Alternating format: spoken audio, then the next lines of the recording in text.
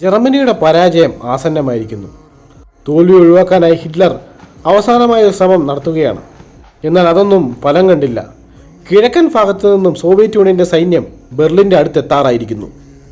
Polish ആർമിയുടെ സഹായത്തോടുകൂടി Berlin നഗരത്തെ കീഴ്പ്പെടുത്തുകയും ആ നഗരം തങ്ങളുടെ കീഴിലാക്കുകയും ചെയ്തു.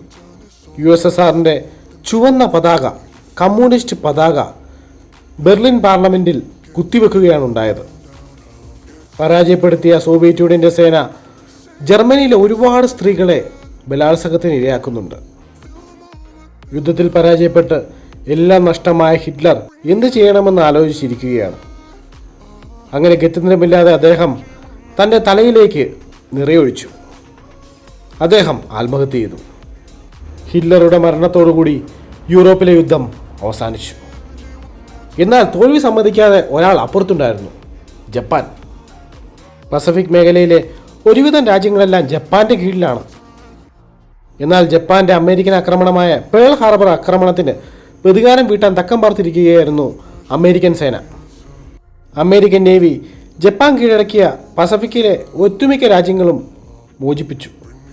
ജപ്പാനും പരാജയം മണത്തു. എന്നാൽ പരാജയം സമ്മതിക്കാൻ ജപ്പാൻ കൂട്ടാക്കിയില്ല. ബ്രിട്ടീഷ് ഇന്ത്യൻ ആർമിയും അമേരിക്കയുടെ നേവലും കൂടെ ചേർന്ന് ജപ്പാൻ കൈയടക്കി വെച്ച ഒരുവിധ രാജ്യങ്ങളെല്ലാം മോചിപ്പിച്ചു. സമുറായി യുദ്ധരീതി പിന്തുടർന്നിരുന്ന ജപ്പാൻ സേന തങ്ങളുടെ രാജാവിനു വേണ്ടി മരിക്കാനും തയ്യാറായിരുന്നു. യുദ്ധം വിജയിക്കുവാനായി ജപ്പാനിലെ കൗമാരക്കാർ ചാവേറുകളായി. ചെറുപ്രായത്തിൽ തന്നെ അവർ വിമാനം ഓടിക്കുകയും ശത്രുരാജ്യത്ത് ഇടിച്ചിറക്കുകയും ചെയ്തു. പല രീതിയിലുള്ള ആക്രമണ മുറകൾ. കരമാർഗത്തിൽ ഒരിക്കലും ജപ്പാനെ തോൽപ്പിക്കാനാവില്ലെന്ന് സഖ്യസേനയ്ക്ക് മനസ്സിലായി. അമേരിക്ക പല രീതിയിലും ജപ്പാനെതിരെ ആക്രമണം അഴിച്ചുവിട്ടു.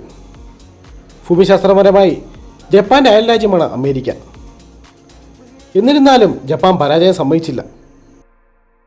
ജപ്പാനെ മറ്റൊരു വശത്തു നിന്നും സോവിയറ്റ് യൂണിയനും ആക്രമിച്ചു. എന്നാൽ സോവിയറ്റ് യൂണിയന്റെ ആക്രമണത്തിൽ ചെറിയൊരു പന്തികേട് സഖ്യസേനയ്ക്ക് തോന്നി. കാരണം സോവിയറ്റ് യൂണിയൻ ആക്രമിച്ച് കീഴ്പ്പെടുത്തിയാൽ ജപ്പാൻ കമ്മ്യൂണിസ്റ്റ് ഭരണത്തിന് കീഴിലാവും. ഈ ഒരു കാര്യത്തിൽ ഭയം പൂണ്ട അമേരിക്ക എത്രയും വേഗം യുദ്ധം അവസാനിപ്പിക്കാൻ തീരുമാനിച്ചു. ഇതിനായി അമേരിക്ക നീചമായ പ്രവൃത്തി ചെയ്യുകയാണ്. അമേരിക്കയുടെ ബ്രഹ്മാസ്ത്രം പ്രയോഗിക്കുകയാണ്. ഓപ്പൺഹൈമർ സിനിമയിൽ കാണിക്കുന്ന മാൻഹാട്ടൻ പ്രൊജക്റ്റ്. അണുബോംബ് നിർമ്മാണത്തിൻ്റെ പണിപ്പുരയിലായിരുന്നു അമേരിക്ക. അതിനായി ഓപ്പൺഹൈമറും സംഘവും വലിയ വലിയ പരീക്ഷണങ്ങൾ നടത്തി. അണുബോംബിനെ കുറിച്ച് നന്നായി മനസ്സിലാക്കിയിരുന്നു അമേരിക്കയുടെ അന്നത്തെ പ്രസിഡന്റായിരുന്ന ഫ്രാങ്ക്ലിൻ റൂസ്വെൽറ്റ്. അദ്ദേഹത്തിന് ഈ ഒരു ബോംബ് എവിടെയെങ്കിലും പരീക്ഷിക്കണമായിരുന്നു. ഒരു വെടിക്ക് രണ്ട് പക്ഷി. എന്നാൽ